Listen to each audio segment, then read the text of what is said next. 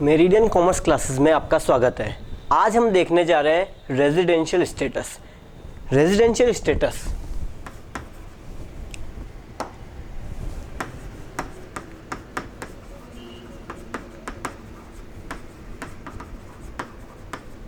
या जिसे हिंदी में अपन कहेंगे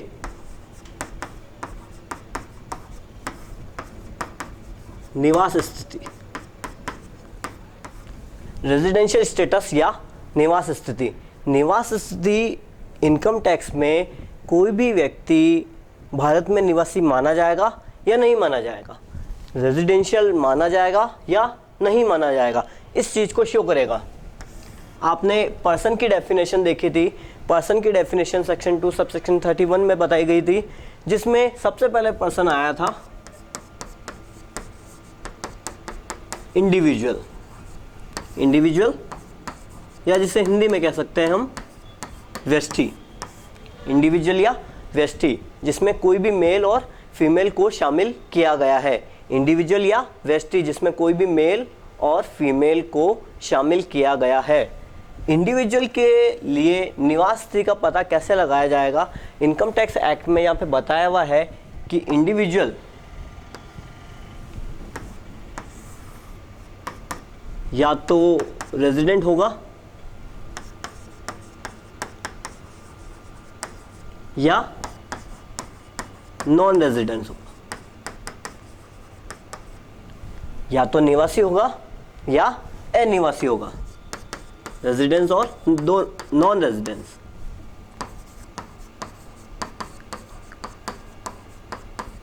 निवासी और अनिवासी।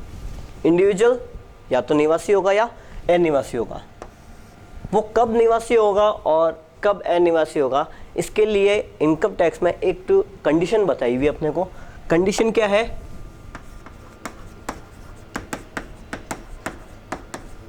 कंडीशन, फर्स्ट कंडीशन, जो फर्स्ट कंडीशन बताई हुई है इंडिविजुअल के लिए, जिसमें ए पॉइंट बताया हुआ है, जिसमें फर्स्ट का ए पॉइंट बताया हुआ है।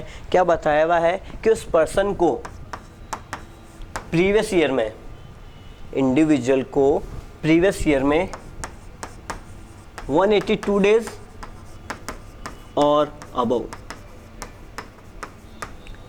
182 दिन या इससे ज़्यादा इंडिया में रहना होगा, तो फर्स्ट का एक कंडीशन पूरा करेगा।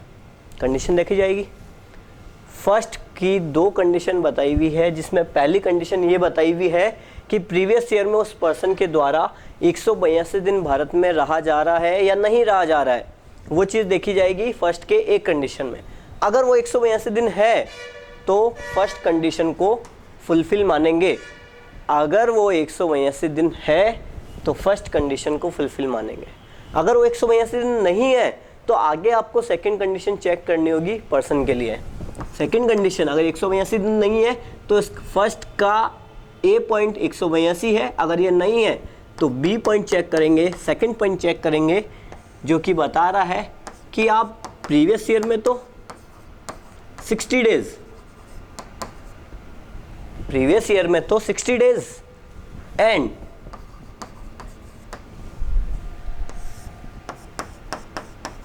प्रीसीडिंग 4 ईयर्स में, प्रीवियस ईयर में 60 डेज एंड प्रीसीडिंग 4 ईयर्स में 365 डेज आपको इंडिया में रहना होगा। फर्स्ट की एक कंडीशन है 182 डेज। अगर ये हो जाता है तो फर्स्ट कंडीशन को फुलफिल मान लिया जाएगा, लेकिन अगर ये नहीं होता है तो फर्स्ट की सेकंड कंडीशन चेक की जाएगी, जिसमें बताया हुआ है प्रीवियस ईयर में तो 60 डेज और प्रीवियस ईयर से पहले वाले प्रीसीडिंग 4 ईयर्स में 365 डेज माना जाएगा। अगर इसके एग्जांपल के थ्रू देखें अपन तो प्रीवियस ईयर जैसे मानते हैं 13-14 अगर है आपका, तो प्रीवियस ईयर में तो 60 डेज कंपलसरी होना चाहिए, और उससे पहले के 4 साल 12-13,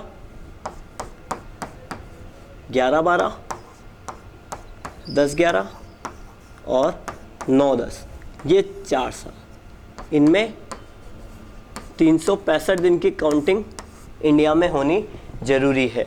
अगर ये दोनों कंडीशन फर्स्ट पूरी कर देता है तो सेकंड कंडीशन चेक करने की रिक्वायरमेंट नहीं है। फर्स्ट नहीं करता है तो बी चेक कर लेंगे, और अगर दोनों में से एक भी अगर हो जाता है तो फर्स्ट कंडीशन को फुलफिल माना जाएगा।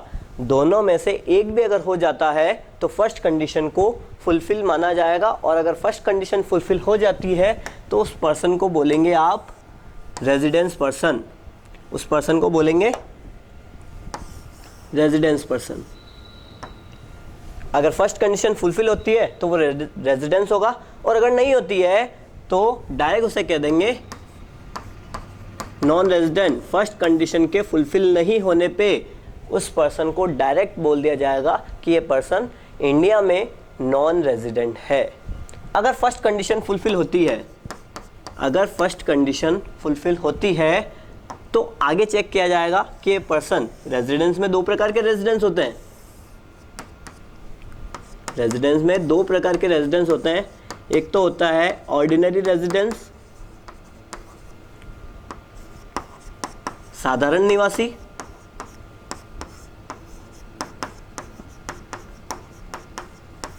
एक होता है नॉट ऑर्डिनरी रेजिडेंस, असाधारण निवासी।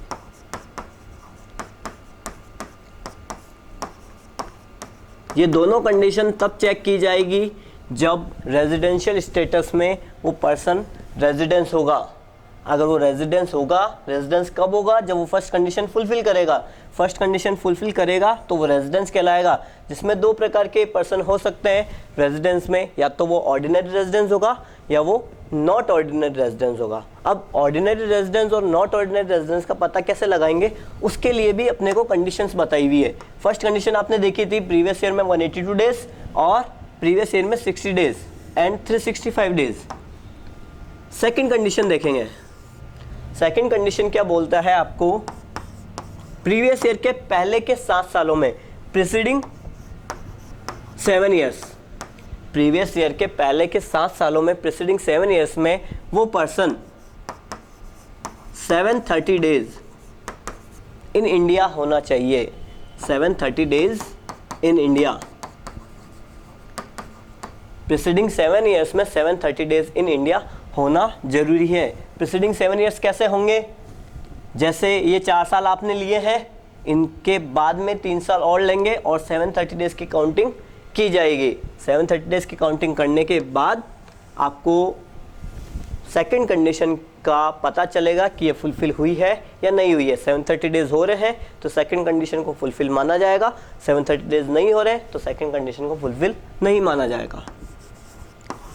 और थर्ड कंडीशन बताई है प्रीसीडिंग 10 ईयर्स में। देखो मैं प्रीसीडिंग वर्ड यूज लूंगा, इसका मतलब है प्रीवियस ईयर से पहले वाले ईयर्स। प्रीसीडिंग वर्ड का मतलब है प्रीवियस ईयर से पहले वाले ईयर्स। प्रीसीडिंग 10 ईयर्स में फर्स्ट कंडीशन को, प्रीसीडिंग 10 ईयर्स में फर्स्ट कंडीशन को 2 टाइम्स फॉलो करें। थर्ड कंडीशन क्या है? प्रीसीडिंग 10 ईयर्स में फर्स्ट कंडीशन को 2 टाइम फॉलो करे। मतलब कि पर्सन पिछले 10 सालों में 2 बार रेजिडेंस होना जरूरी है। पिछले 10 सालों में 2 बार रेजिडेंस होना जरूरी है। प्रीवियस ईयर 13-14 है आपका, इससे पहले के जो भी 10 साल है, जैसे मानते हैं 12-13, 11-12 और 10-11, इसी तरीके से पीछे जाएंगे, 10 साल लेंगे। इन 10 सालों में फर्स्ट कंडीशन 2 टाइम फुलफिल होनी चाहिए। और फर्स्ट कंडीशन क्या है आपकी? 182 डेज होना चाहिए। 182 डेज 2 टाइम होना चाहिए। किसी भी ईयर में हो सकता है। 12-13 में 180 डेज हो गया, ओके। 11-12 में 180 डेज हो गया, ओके। अगर इन 2 सालों में हो जाता है तो आपको थर्ड कंडीशन को फुलफिल मानना है। थर्ड कंडीशन में प्रीसीडिंग 10 ईयर्स में फर्स्ट कंडीशन 182 दिन 2 बार होना जरूरी है। अगर 2 बार हो जाता है तो फर्स्ट कंडीशन को, थर्ड कंडीशन को फुलफिल माना जाएगा। फर्स्ट कंडीशन 2 टाइम्स फॉलो होना कंपलसरी है। अगर ये तीनों कंडीशन फुलफिल होती है, first condition 182 days, second condition 730 days, और थर्ड कंडीशन प्रीसीडिंग 10 ईयर्स में फर्स्ट कंडीशन 2 टाइम फॉलो करे। अगर ये तीनों कंडीशन फुलफिल होती है तो इस पर्सन को बोलेंगे ordinary resident, first, second, third. तीनों कंडीशन अगर वो पर्सन फुलफिल करता है तो उसे बोला जाएगा कि वो पर्सन ऑर्डिनरी रेजिडेंस है।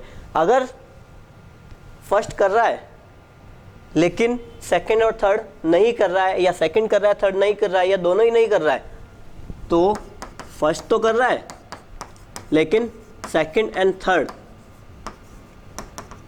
इनमें से कोई एक नहीं कर रहा है, तो वो नॉट ऑर्डिनरी कहलाएगा। जिसे कह सकते हैं तीनों कर रहा है तो ऑर्डिनरी, और फर्स्ट कर रहा है दोनों का कुछ भी पता नहीं है तो नॉट ऑर्डिनरी रेजिडेंस कहलाएगा, असाधारण निवासी कहलाएगा।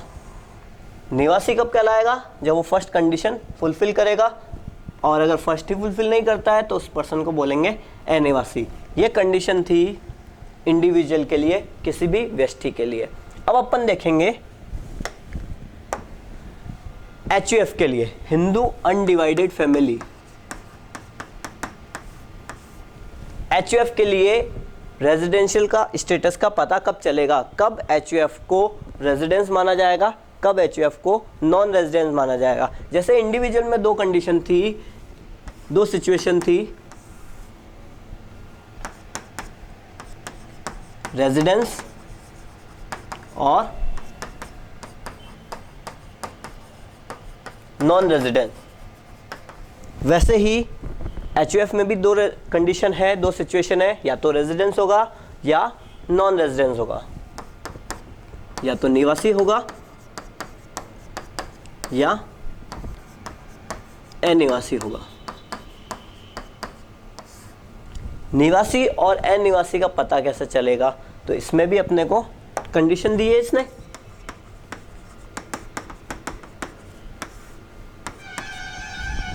कंडीशन क्या है? फर्स्ट कि HUF का कंट्रोल और मैनेजमेंट, दो word, control plus management, control plus management in India हो।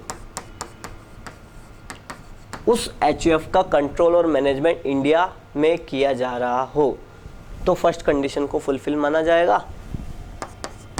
सेकंड कंडीशन जो सेम जो इंडिविजुअल में था वो यहाँ पे आएगा, प्रीसीडिंग 7 ईयर्स में HUF का कर्ता, जो HUF को कंट्रोल और मैनेजमेंट कर रहा है, HUF का कर्ता 730 डेज इन इंडिया होना चाहिए। और third condition same, preceding 10 years में फर्स्ट कंडीशन 2 टाइम्स फॉलो करें।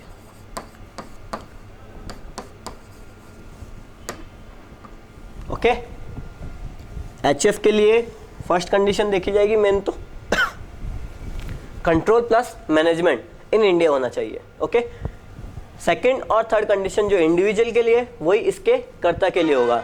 अगर कोई भी करता है प्रीसीडिंग ये 7 ईयर्स में 730 डेज कंप्लीट कर रहा है तो सेकंड कंडीशन फुलफिल, और थर्ड कंडीशन प्रीसीडिंग 10 ईयर्स में कर्ता को फर्स्ट कंडीशन को 2 टाइम्स फॉलो करना होगा। अब अगर ये काम हो रहा है, फर्स्ट कंडीशन फुलफिल हो रही है तो रेजिडेंस, फर्स्ट अगर नहीं हो रही है तो सीधा बोल देंगे उसे डायरेक्टली नॉन रेजिडेंस। अगर वो पर्सन रेजिडेंस है, अगर वो पर्सन रेजिडेंस है तो HUF 2 प्रकार से हो सकता है। रेजिडेंस की कंडीशन में ऑर्डिनरी रेजिडेंस और not ordinary residence, ordinary residence और not ordinary residence. Ordinary residence कब होगा? जब फर्स्ट, सेकंड, थर्ड तीनों condition, first control management, second 730 days, third 10 years में फर्स्ट कंडीशन 2 टाइम फॉलो करे, ये तीनों कंडीशन अगर वो फुलफिल करता है तो ऑर्डिनरी रेजिडेंस कहलाएगा वह HUF। और अगर फर्स्ट कंडीशन तो कर रहा है लेकिन सेकंड और थर्ड में से कोई एक नहीं कर रहा है या दोनों ही नहीं कर रहा है तो वह नॉट ऑर्डिनरी रेजिडेंस कहलाएगा, उस पर्सन को नॉट ऑर्डिनरी रेजिडेंस कहेंगे। ओके, अब देखा जाएगा कि इंडिविजुअल हो चुका है, एचयूएफ हो चुका है। किसी भी फर्म के लिए, किसी भी फर्म के लिए कब कहेंगे वो रेजिडेंस फर्म है और कब कहेंगे नॉन रेजिडेंस फर्म है। तो फर्म के लिए रेजिडेंशियल स्टेटस के लिए दो सिचुएशन बताई हुई है कि या तो फर्म रेजिडेंस होगा या नॉन रेजिडेंस होगा। अगर फर्म का कंट्रोल एंड मैनेजमेंट, फर्म का control and management in India हो रहा है, फर्म का कंट्रोल और मैनेजमेंट इन इंडिया हो रहा है, तो उस फर्म को रेजिडेंशियल फर्म कहेंगे, उस फर्म को भारत में निवासी फर्म कहा जाएगा। और अगर ये नहीं हो रहा है तो वो नॉन रेजिडेंस कहलाएगी। कंट्रोल मैनेजमेंट इन इंडिया तो रेजिडेंस, अगर नहीं हो रहा है तो नॉन रेजिडेंस फर्म।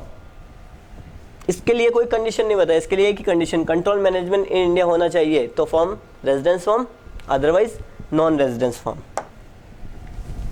फिर कंपनी के लिए, किसी भी कंपनी को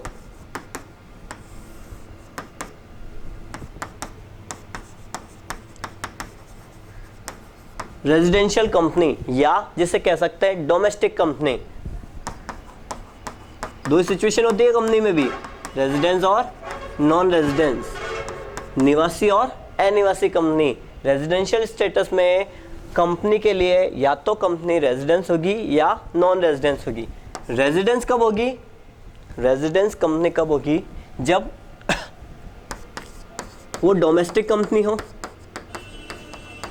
घरेलू कंपनी, जब वो हो डोमेस्टिक कंपनी हो, घरेलू कंपनी हो, या जिससे कह सकते हैं कि इसका रजिस्ट्रेशन इंडियन कंपनी एक्ट में किया हुआ है, कंपनी का रजिस्ट्रेशन इंडियन कंपनी एक्ट में किया हुआ है तो उन्हें डोमेस्टिक कंपनी कहेंगे।